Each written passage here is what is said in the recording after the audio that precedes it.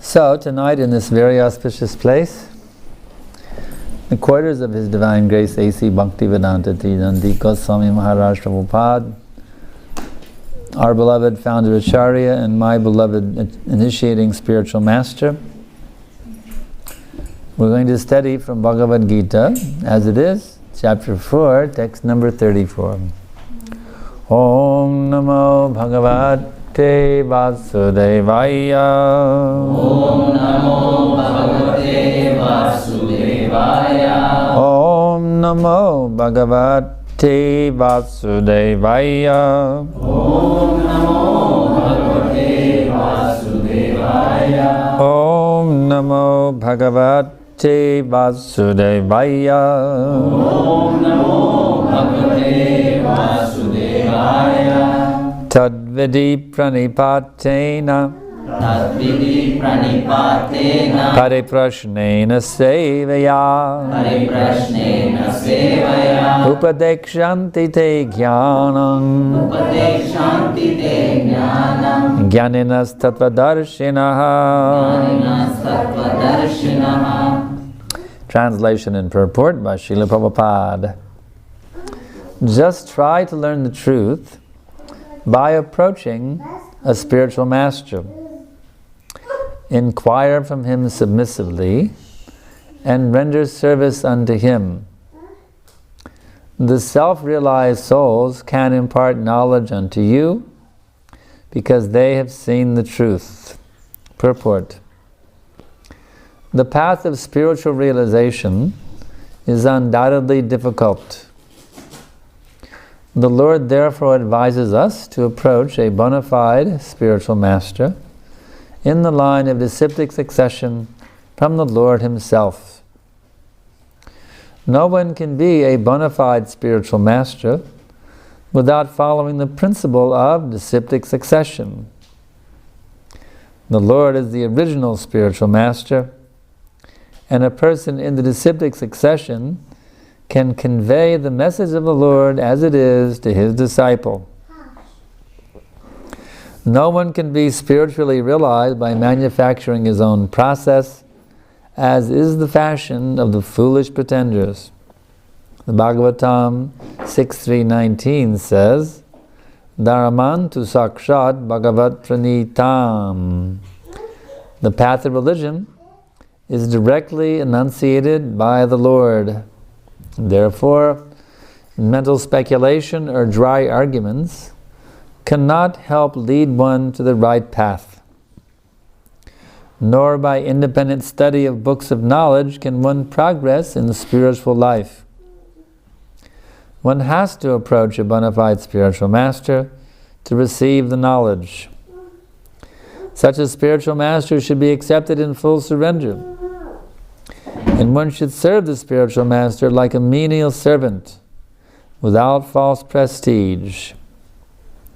Satisfaction of the self-realized spiritual master is the secret of advancement in spiritual life.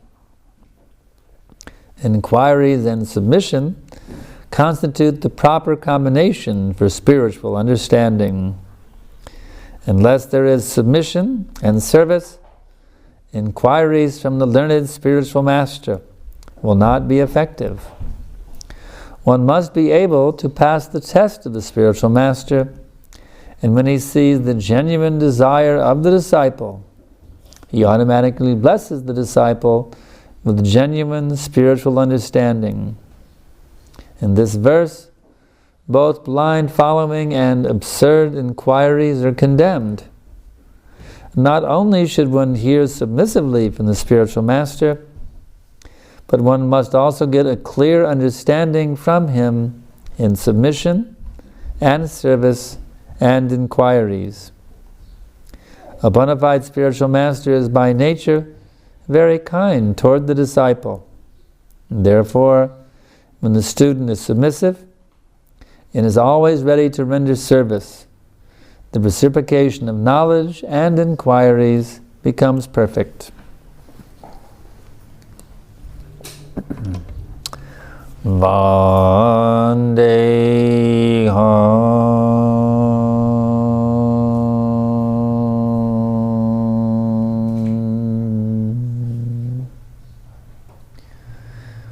Shri Guru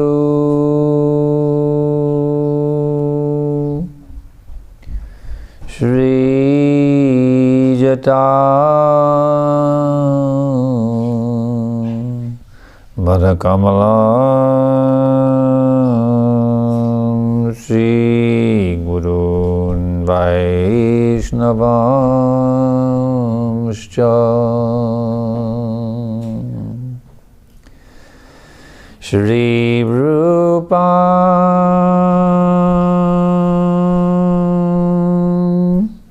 Sagrajatam Sagana Raghunatam Vitam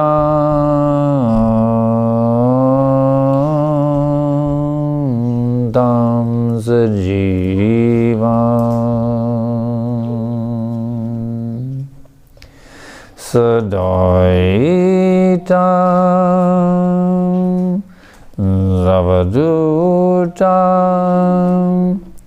Parijana Saitam Krishna Chaitanya Devam Shri Radha Krishna Padan Sahagana Lalita Shri Vishakanvitamscha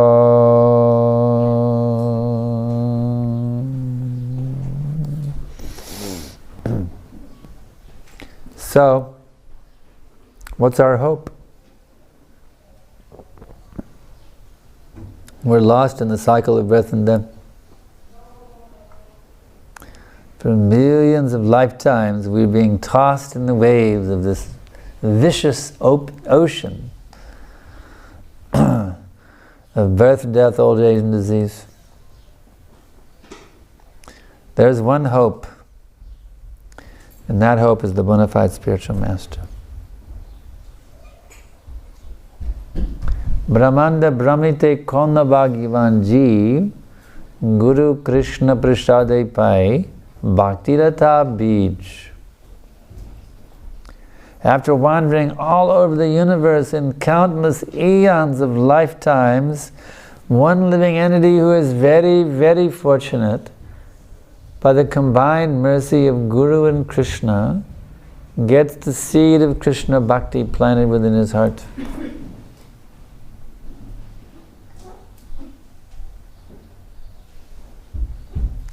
So they are a mercy team, Guru and Krishna. How is that?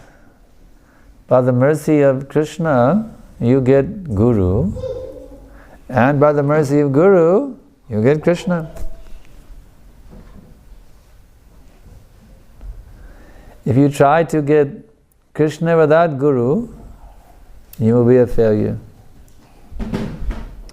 And if you try to have Guru without Krishna, they will also be a failure. It is a package deal. You must have Guru and Krishna together, and then it is successful. So one has to be careful then how to find out the bona fide Guru. Nowadays, there are many charlatans who are posing as Guru and attracting disciples. Sometimes they may do a little magic by some yogic siddhi, you see, impress the foolish people. Or they may use out and out trickery, sleight of hand magic also, and fool the people.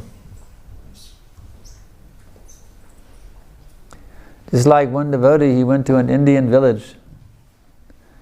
You know, they have this shaving cream that it heats up. When you squirt it out, it heats up. There's some chemical that it heats up. You ever seen that shaving cream? So he went to the Indian village and he did the shaving cream and they thought he was God. So, by even some little modern technology, an innocent, foolish person may think, oh, this is God.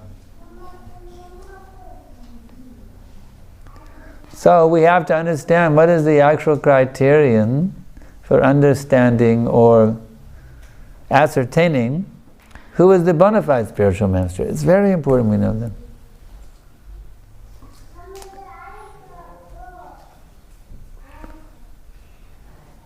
Tad viganartam sagarum eva vigasat samatpanihi shrotiyam brahmanishtam.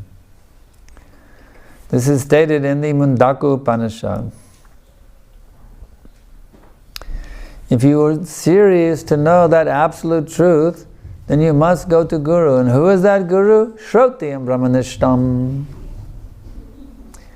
He is fixed in Shruti. He has heard the Vedic wisdom. And he is giving the Vedic wisdom verbatim.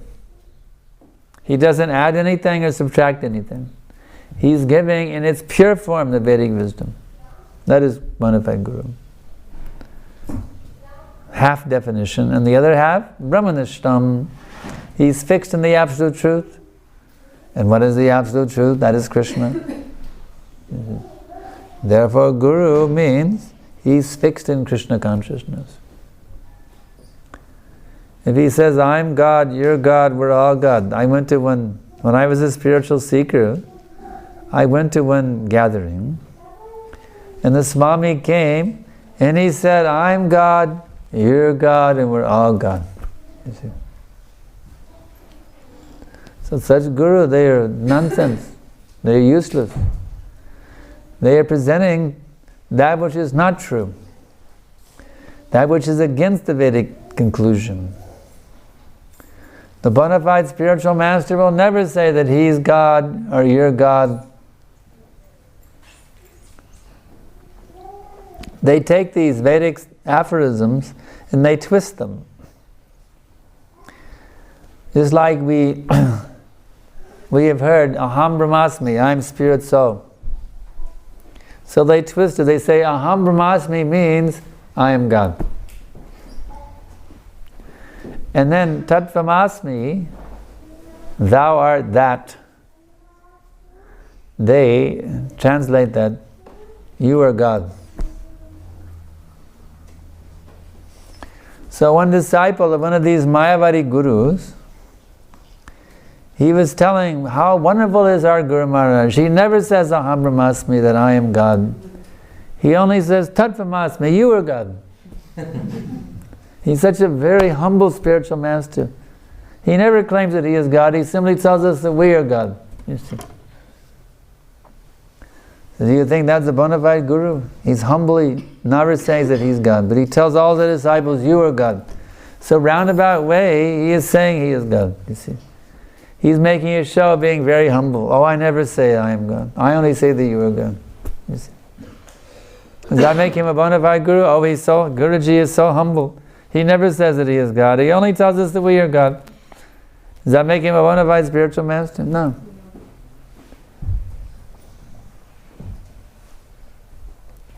You understand? He is roundabout way saying that he is God. By saying you are God, you are all God, he is roundabout way saying that he is God. So we have to be very careful not to be cheated by these slick con men. Be very careful. When I was seeking a bona fide spiritual master, I went to another gathering, and the Guru said, everybody is an avatar. Everyone's an avatar. Everybody is an incarnation of God. You are an avatar, everyone's an avatar, you see.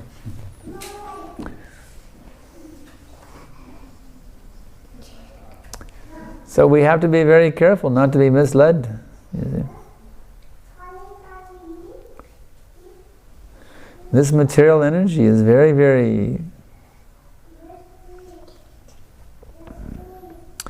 tricky. It is very sneaky. These three modes of material nature, tribhir gunamaya bhavayar, evi sarvamidam jagat mohitam abhidamachi mamebhya paramabhyayam. These three modes, this material nature consisting of the three modes is very difficult to overcome, you see. Daivi yeshu gunamayi mamamaya daratyaya mameva ye prapadyante mayam metam tarantite. This divine energy of mind consisting of these three modes of material nature is very difficult to overcome. But those who have surrendered unto me, they can easily cross beyond it. So we require the help of a bona fide spiritual master to teach us how to surrender. Don't think you can do it on your own. Any advanced knowledge requires a teacher. Any advanced knowledge. If you want to become a medical doctor, can you become qualified simply by reading the medical books? No. You'll never become recognized just by reading medical books. You must be trained under the bona fide medical professor. You want to become an attorney? Can you become an attorney just by reading some law books? No. You must be trained by the bona fide legal professor. In any system of advanced knowledge, a professor of that field of knowledge is required. So, in the most advanced science, the science of the soul, Atma Tattva, also a teacher or professor of that transcendental science is required. And this is confirmed in so many places in the Vedic wisdom. Krishna tells Arjuna in the Adi Purana, Ye me bhakta jana partha na me bhaktascha chay janaha mad bhaktanam te ye bhaktas te me bhakta tamamata. He says, O son of Pritha, the one who is my devotee, na me bhaktas, he's not my devotee.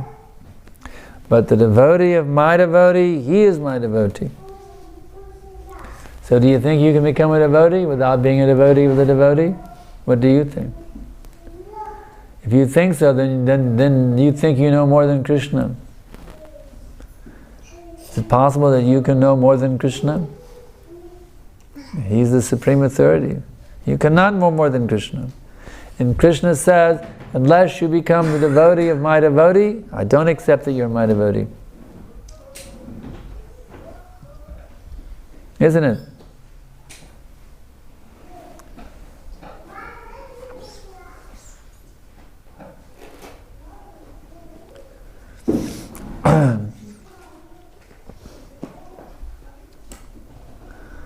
Therefore the spiritual master has declared, Samasta Shastrair, Sakshadhari, Samasta Shastrair. In all the Vedic scriptures, the spiritual master is described as being as good as God. Not that he is God, like the Mayavadis say, but because he is the most confidential servitor of the Lord, he is as good as God. It is a very practical thing. Just like if there's some multi-millionaire, you see, to please him is a very difficult thing. But if his little child is there, you can give a little 2-cent piece of candy to the child. If the child becomes happy, then the father becomes very happy. Oh, my child likes you very much, you see. So Krishna is a very big man. He's the supreme multi-billionaire. He's a very big man. And Guru, he is the child of God. That's all. So, it is a very practical thing that if you can simply please the spiritual master, then Krishna becomes very pleased. Yasha prasadat Bhagavad prasado, yasha prasada nagati kutopi. By the mercy of the spiritual master, one receives the benediction of Krishna. Without the grace of the spiritual master, no one makes any advancement. And they sing this every morning in the temple room. This is Gravastakam prayers, the 8th verse of the Gravastakam. Just see how important is a spiritual master.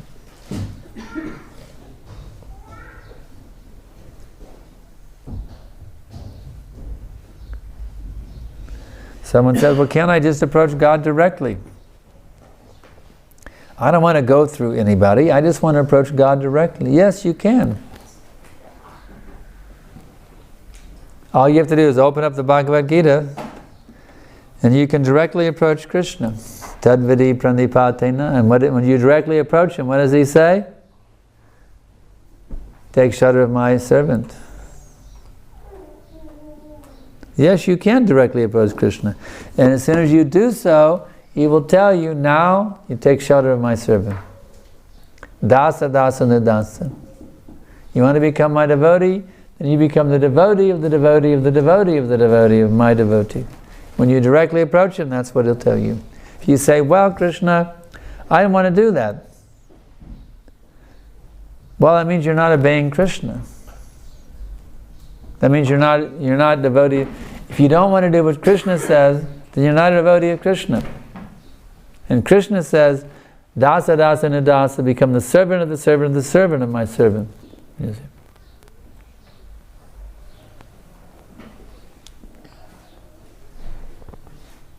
So in this way, we have to understand how to actually awaken that enlightened consciousness within the heart. We are meant to become humble servants of the servants of the servants of the servants of the servants of the servants of the Supreme Lord. That is our perfection. As long as we remain proud, arrogant, thinking, oh, I'm very great personality, we will not be able to realize God. He will not allow us into His transcendental kingdom. He won't. Until we learn how to become humble servants of the servants of the servants of the servants of the servants, we have no access to the spiritual world. We will remain in the cycle of birth and death. That's a fact.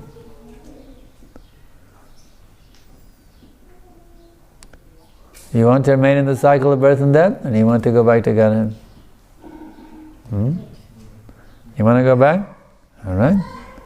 Then there's no choice. We have to become the servants of the servants of the servants of the servants of the servants of the Supreme Lord. We have to. We have no choice. But actually, it's not some bad thing. It's wonderful. It's such a wonderful thing to accept a spiritual master. It's the most glorious thing you could ever do. Because now you have a person who's empowered by God to give you all help to get out of the cycle of birth and death. You have a mentor, you have a guide, you have a person, you have a guardian angel who protects you at every second. At every second. Do you think the spiritual master is limited to his material body? No. He's not limited to his material body. If you take shelter of a bona fide spiritual master, he will enter into your heart and he will guard your Krishna consciousness at every minute. He will protect you from the influence of the material energy. So just as Krishna says in Bhagavad Gita, Suhridam sarvabhutanam, I am the best friend of all living entities. In the same way, the spiritual master, because he purely represents Krishna, he is also Suhridam sarvabhutanam, the best friend of all living entities. Why did Prabhupada always sign his name, your ever well-wisher? Because he was always wishing us well. The pure devotee, the bona fide spiritual master, is always wishing every single living entity well. Even if there's an enemy, someone who is trying to restrict that devotee in his preaching, he still wishes that person well. He has no ill will towards anyone.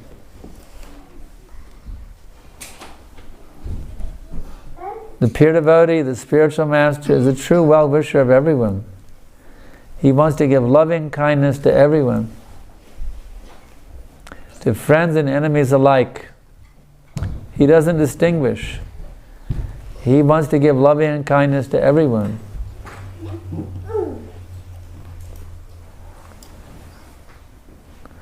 Therefore, to come in contact with such a person, with such a genuine well-wisher of all living entities, that is the greatest good fortune.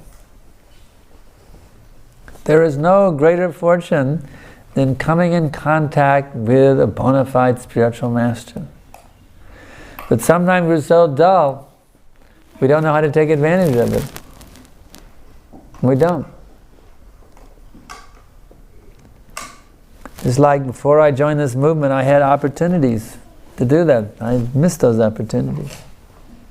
To go and hear Prabhupada speak, to go and associate with Prabhupada. I didn't want it, you see. Foolishly, I gave up such an opportunity.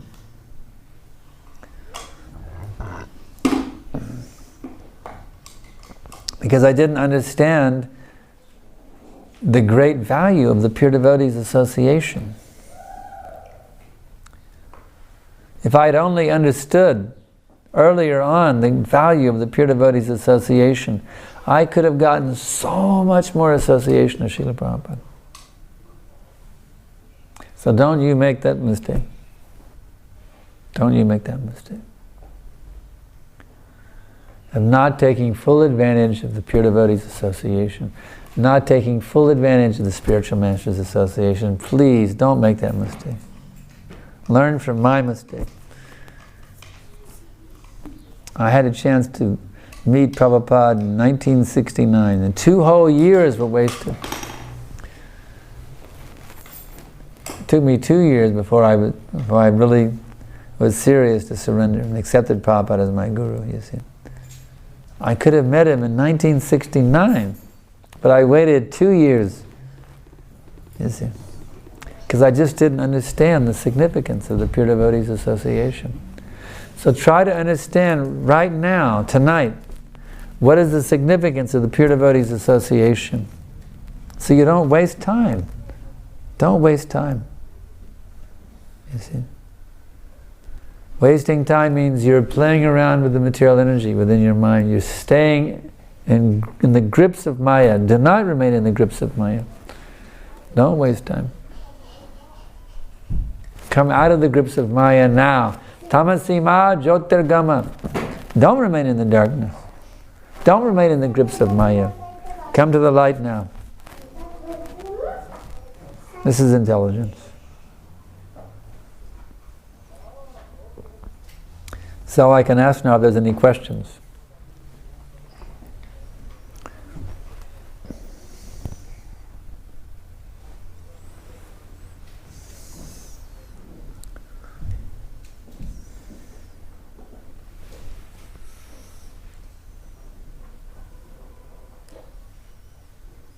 Yes.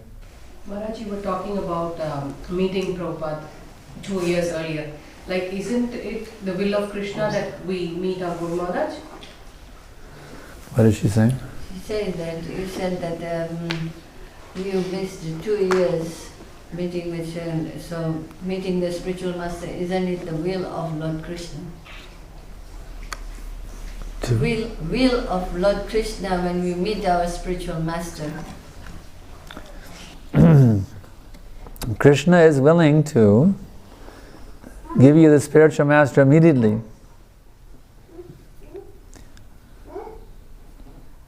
It's not that you have to wait until Krishna wants to give you the spiritual master. When do you want the spiritual master? When are you serious to surrender yourself to Krishna? Then the spiritual master will be there immediately. Not that you have to wait. Krishna wants to give you the spiritual master immediately. He is sitting in your heart as Paramatma. And he is, as soon as you are ready to connect with that Lord within your heart, he immediately will connect you, bring you in contact with his external manifestation, the spiritual master. It's simply up to you. It's not that you have to wait for Krishna. It's up to you. When are you serious to realize the absolute truth? Then, as soon as that seriousness is there, Krishna will immediately bring you in contact with the bona fide spiritual master. Thank you. Any other questions?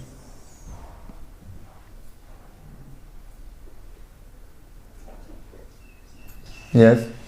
Srila Gurudev, Prabhupada writes that blind faith is condemned. Yes? So how do we actually get a informed and educated faith and rather than having a blind faith? So if Shraddha is the first stage, but seems like there's something else is required before we can get the Shraddha. He says, Prabhupada said that the blind faith is condemned. So we just take it, then it's a blind faith, but how can we get the educated faith? Yes. By reading scriptures, you can develop enlightened faith. Faith is required, but your faith has to be based on a solid philosophical understanding. If you will read Srila Prabhupada's books, you will get a very solid philosophical understanding. And then you will have enlightened faith in the process of self-realization. You'll have enlightened faith in the bona fide spiritual master. You'll have enlightened faith in the Supreme Personality of Godhead, Krishna. You have to study these books. Why has Prabhupada taken so much time and trouble to write these books? He wants to give you the basis for enlightened understanding, enlightened faith. You just have to read these books, hear Prabhupada's lectures, hear the spiritual masters of ISKCON speaking, hear the devotees speaking, giving their nice realizations and understandings. Become learned in the science of bhakti. And then you will have enlightened faith, not blind faith. This is a very logical thing. I can understand that, but if what I was trying to ask is if a solid philosophical understanding is required, association of the Guru and devotees is required, that seems to come as the second phase of the progression, because the first phase is Shraddha and then Sadhu Sangha, but here it seems like it's actually Sadhu Sangha and then Shraddha. What's he saying? He says that the progression is like first Sadhu Sangha, faith, and then Sadhu Sangha, Ado Shraddha, Sadhu Sangha. But it seems that here it is first Sadhu Sangha and then comes faith.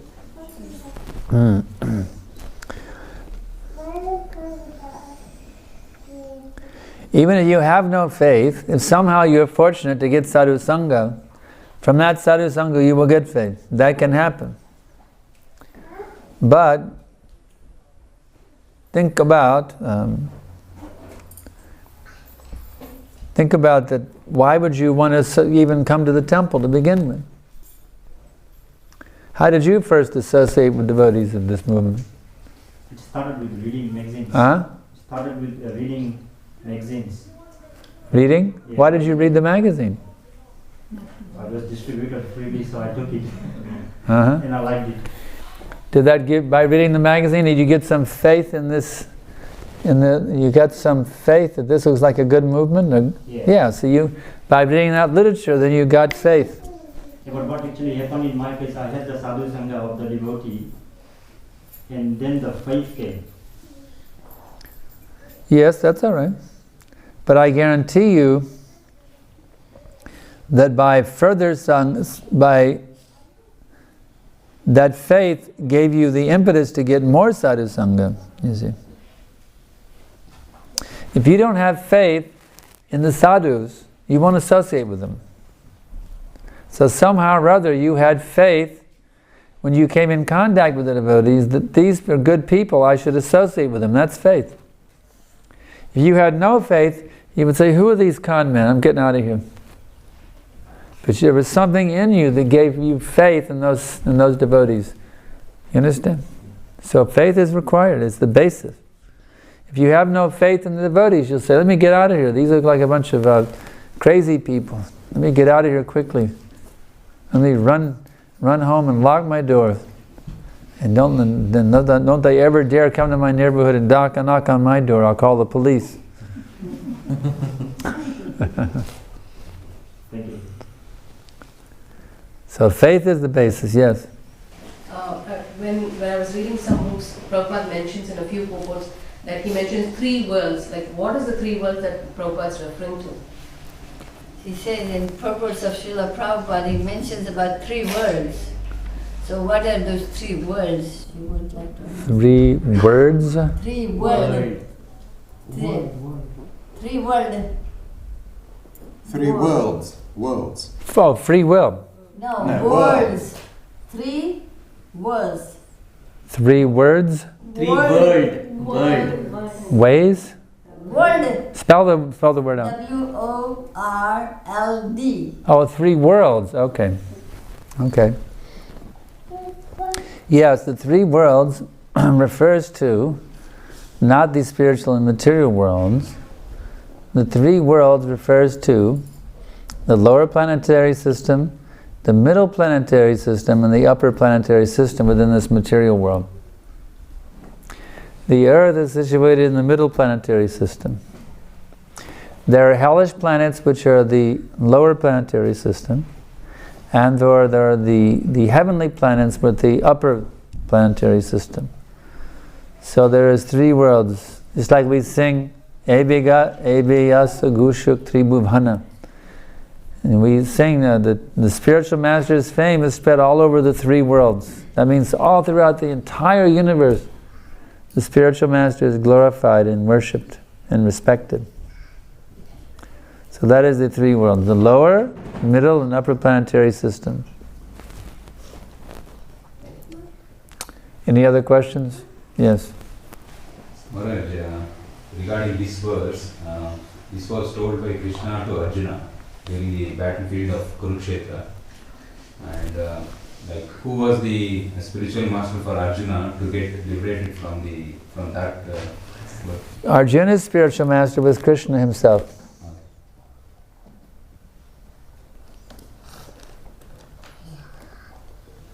So then you could say, well then why didn't Krishna say, just try to approach me? Why did Krishna talk about the spiritual master? Because Krishna spoke the Bhagavad Gita not only for Arjuna's benefit, but for our benefit. Otherwise he would just have said, approach the, in fact he says plural form here to make it very clear. He gives the plural form. The self-realized souls upadekshanti. That's the plural form.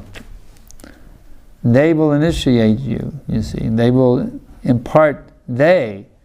If you know the Sanskrit, upadekshanti. Not he, but they.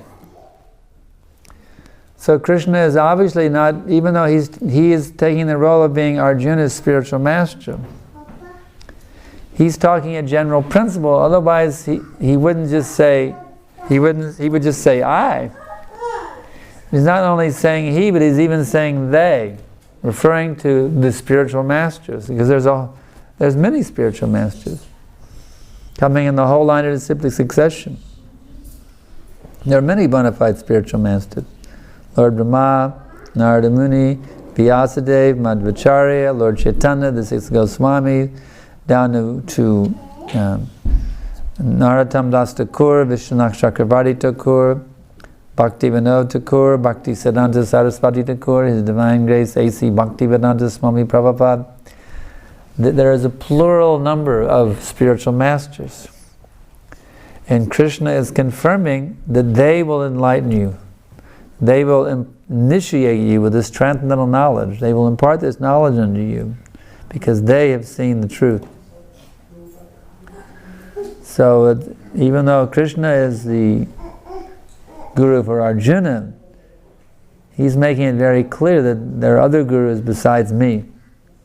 Those who represent me, they are the gurus also. Yes?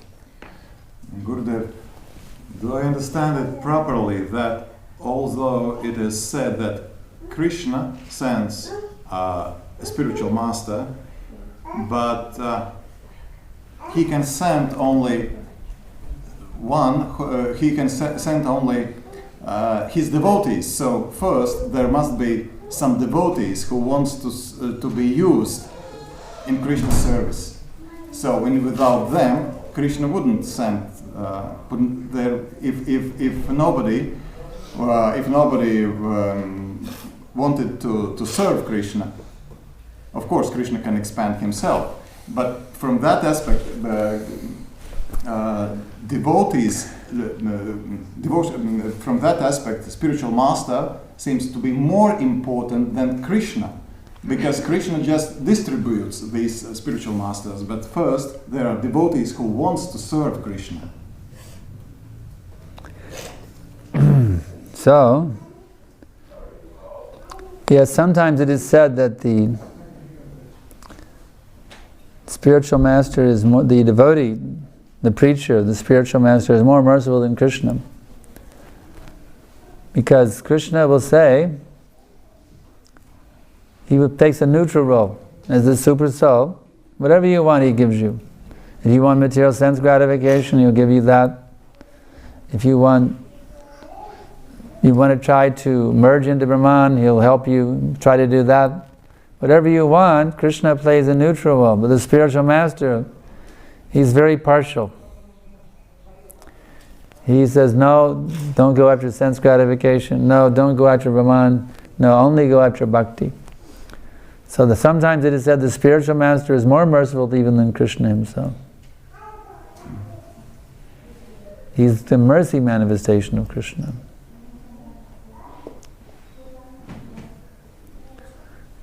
The spiritual master fully understands the inner purpose of Krishna, even though Krishna facilitates everyone's desires, even if they're nonsense. The spiritual master doesn't do that. Spiritual master cuts the material desires with the sword of transcendental knowledge. It engages the disciples in Krishna's service. So in that sense, he is more powerful. By Krishna's potency, he is more powerful than Krishna. Sometimes it is said like that.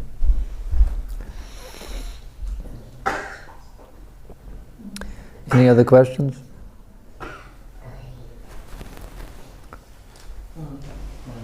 The relationship between the spiritual master and the disciple is eternal. How do we understand, since we came into this? That means when you go back to Godhead, he will still be your spiritual master.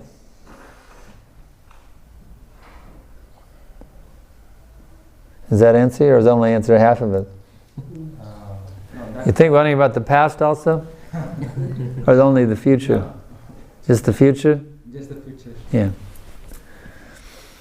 Yes, when you go back to Godhead, Krishna will be there, your spiritual master will be there, and you'll be the eternal servant. It's confirmed by Prabhupada in his Bhagavatam introduction. It says the spiritual master lives forever by his instructions and the disciple lives with him. So it is an eternal relationship. It's not that I use the spiritual master as a ladder to go back to Godhead and then I kick him away. You remain his eternal servant. That's my prayer, that I can never ever forget that I am the servant of His Divine Grace, A.C. Bhaktivedanta Swami Prabhupada. You see, that's my prayer. Not for all of eternity will I ever forget that this is my spiritual master. If I can forget everything else, but I'm praying to Krishna, please, please, my dear Lord, let me never forget. And for all of eternity, let me never ever forget that I'm the servant, that this person saved me. This great spiritual master, Srila Prabhupada, saved me from the cycle of birth and death, and I'm begging you, please, my dear Krishna, may I never forget that I'm the eternal servant of His Divine Grace, Om Vishnu Pad Paramahamsa Parivajakacharya. Astatarasadasi Shimad A.C. Bhaktivedanta Dandi Goswami Maharaj Prabhupada. Any other questions? Yes? So does that mean that we are getting the spiritual master. We had some connection in the past also.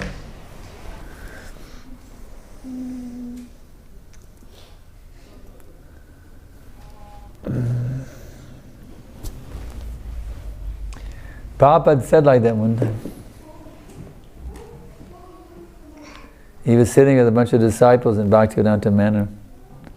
He was saying, now we are together again.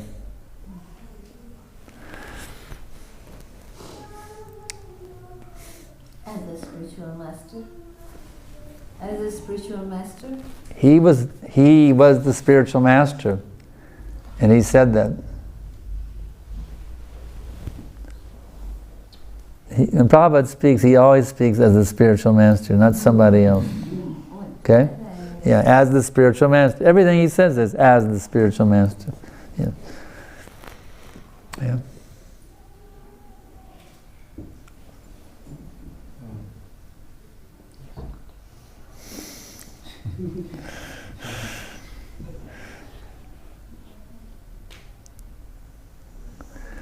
If you think about it, it's inconceivable because we're totally caught up in time and space. But when you go back to Godhead, there's no past, present, or future.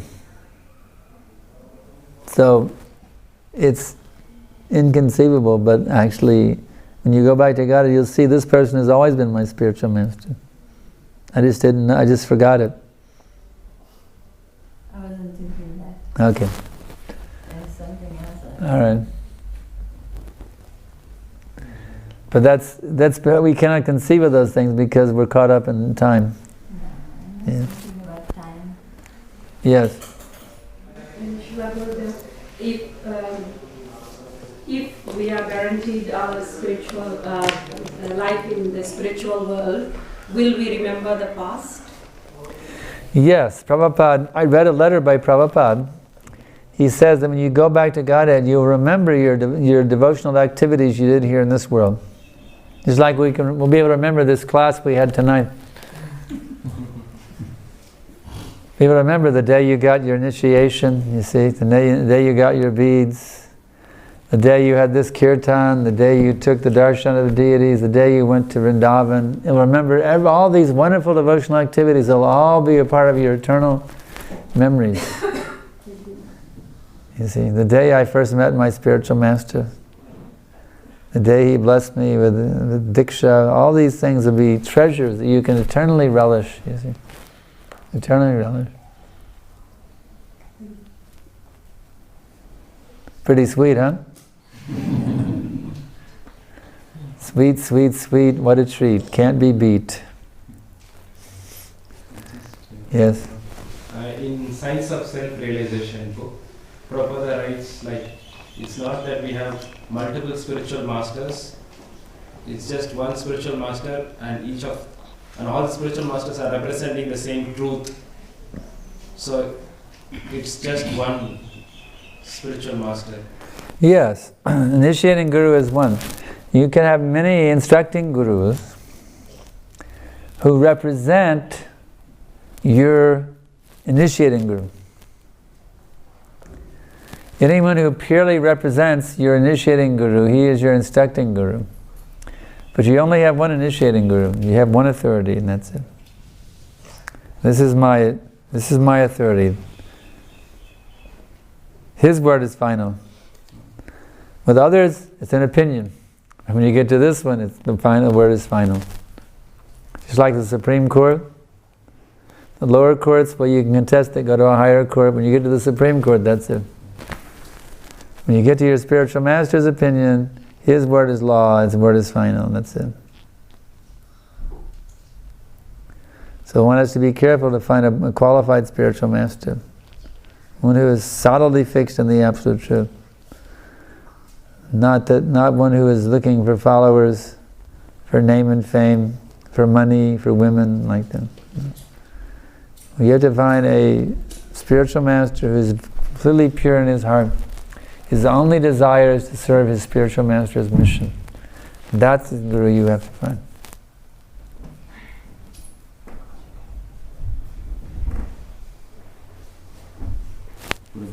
Is Shiksha Guru and Diksha Guru equally important? Or Diksha and Shiksha? Gurus? Yes. They're both equally, they're considered to be both equal manifestations of the Supreme Personality of Godhead. But, even though you give the same respect to the Shiksha Guru as you do to the Diksha Guru, still the Diksha Guru is your final authority. It's not that you can, Prabhupada wrote one letter like them. It's not that you can take the instruction of a Shiksha Guru and neglect the instruction of the Diksha Guru. No, you cannot do that. That's aparad. That's Guru aparad. The Diksha Guru, he's your final authority. His word is law. Whatever he says, that's law.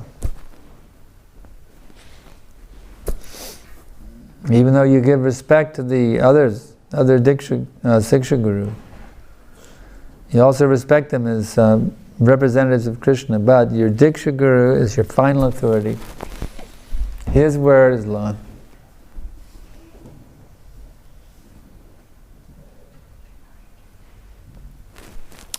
Questions more? Yes? How do devotees actually take a rebirth, or when they really follow all what's required to be done and still they take a rebirth? How the devotee take a rebirth when they follow all the rules, regulations, everything, how they take rebirth? How do they get reborn? Yes. That is called initiation. Life after life, I think. Huh? Yeah, life after life. Life after life. How they are taking reincarnation. Devotees, they be pure devotees, they don't take birth again, they go back to Godhead. If one still has material desires, then Krishna facilitates that devotee by giving him another material birth to gratify his material desires.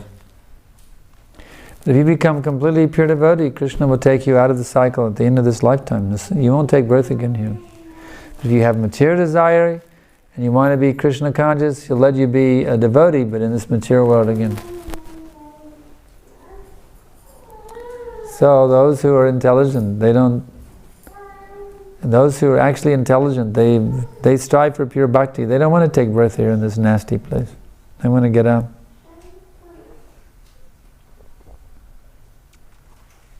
So now you be intelligent. Finish up your business in this place.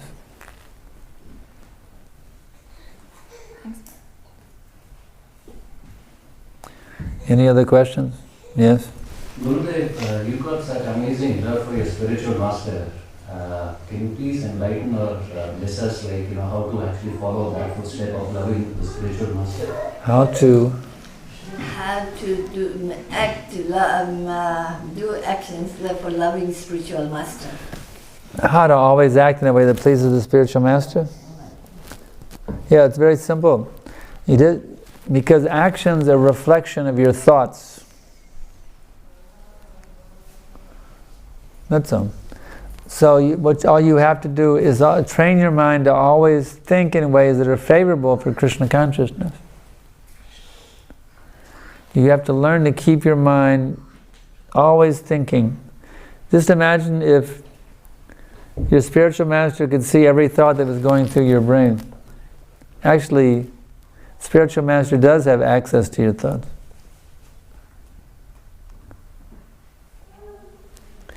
So, just understand the spiritual master, if not directly he has, but Krishna has access, and the spiritual master has access to Krishna. So Krishna can reveal to the spiritual master anything about your inner thoughts.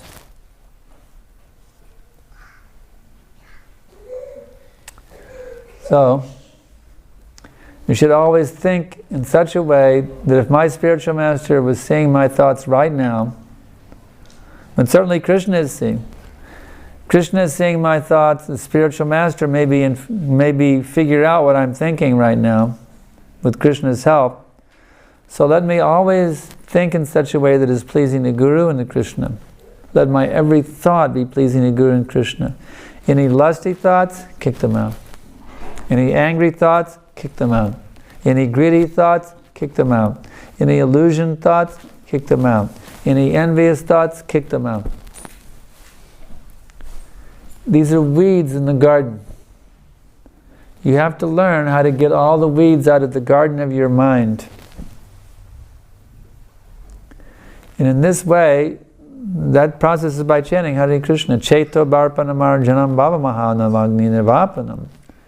By this process of Nama Sankirtan and by the japa also, this cleanses the heart of all the dirt, of all these wicked, envious, lusty, greedy, angry thoughts.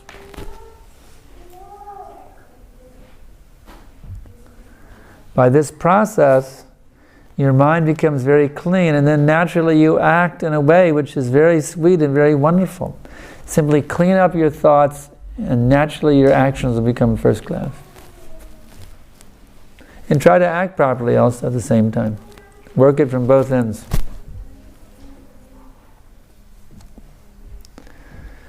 But if you try to act properly without cleaning up your thoughts, it's going to be artificial, like an actor on the stage.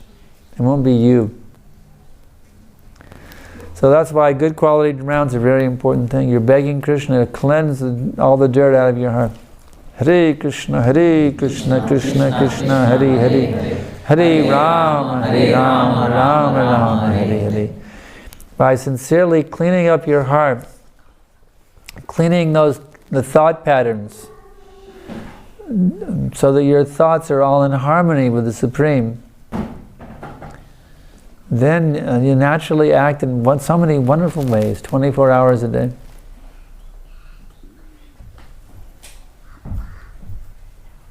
Any other question? All right, so our time is getting a little late now. I see the sun is setting in the west. There must be daylight savings time. After 9 o'clock and the sun is still there. But it's beautiful with that sun behind Prabhupada. It's so beautiful here, huh? That evening sun setting right behind Prabhupada. The Prabhupada sun never sets. You keep Prabhupada in your heart, and you'll always be in the light, you see. You'll always be in the light. Prabhupada is shining the light on the whole world. Whatever light I'm giving it is simply Prabhupada's light. I'm just trying to hold up a little mirror, reflect what Prabhupada is shining. You see, take a little mirror and reflect it off. That's all I'm trying to do. So we thank you very much for your participation in this Krishna consciousness process and in this Krishna consciousness movement. Please become very serious now to become pure devotees of Krishna. Take shelter of a bona fide spiritual master. If you've already done so, then become very, very dedicated to your Guru Maharaj. That whatever instruction he gives me, that order is my life and soul. In this way your lives will become perfect. Srila Prabhupada ki jai. His Grace Sriman Sankarshan Das Adhikari Maharaj ki jai.